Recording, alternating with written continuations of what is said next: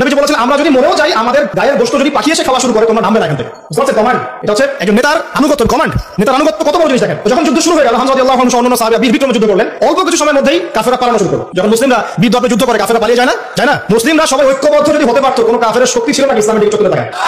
আচ্ছা আমরা যে বিভক্ত, আমরা বিভক্ত, আপোষে বিভক্ত, বিভিন্ন দলের মতাদর্শে বিভক্ত, আমাদের শক্তি কমে গেছে, হাওয়া বেরিয়ে গেছে। আমাদের যুবকরা এখন পর্নোগ্রাফি, এই গার্লফ্রেন্ড বয়ফ্রেন্ড কালচার, এই মাদক, এই জুয়া, এই জেনার পেছনে ছুটছে। আমরা নামাজ ছেড়ে দিচ্ছি, কোরআন ছেড়ে দিচ্ছি, মা বোনরা পর্দা ছেড়ে দিচ্ছেন। এই জাতি কি বিজয় লাভ করবে নাকি? আগে এই জায়গায় ঠিক করতে হবে, তারপর বিজয় আসবে ইনশাআল্লাহ। আর বিজয় যে আসবে বিষয়ে কোনো সন্দেহ আছে?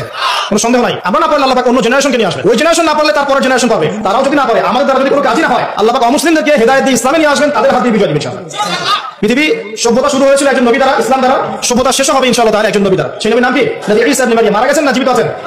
বহু মানুষ বিশ্বাস করে তিনি মারা গেছেন। আমরা কি বিশ্বাস করব? আল্লাহ পাক বলেন ওয়া মা কাতালুহু ওয়া মা সালাবুহু। তারা ঈসা ইবনে মারইয়ামকে হত্যা করে নাই, ক্রুশবিদ্ধ করে নাই। বাল রাফাআহু আল্লাহু ইলাইহি, বরং আল্লাহ তাকে তার কাছে উঠিয়ে নিয়েছেন। তিনি কোথায় আসবেন? তিনি আসবেন সিরিয়ায়। কোথায়? এই যুদ্ধ চলছে না, সিরিয়া দেখেন নাই? আর এখানে লক্ষ লক্ষ মানুষকে মারা হয়েছে, মা বোনদের ইজ্জত নেওয়া হয়েছে, বাচ্চাদেরকে হত্যা করা হয়েছে। এগুলো ইস্যু নিয়ে একটা টু শব্দ করার মতো সৎসাহস হয় নাই। যে ইস্যুগুলো নিয়ে কথা বললে কোনো বাধা বিপত্তি আসে না, সেগুলো নিয়ে ফেসবুক গরম করতে খুব ভালো লাগে। কথা বোঝেন নাই? এই যে কয়েকদিন আগে যে হ্যালোইন একটা উৎসব হয়ে গেছে না, আরবদের নাকের ডগে আরবরাও করেছে না, একটা টু শব্দ করার সাহস হয় না।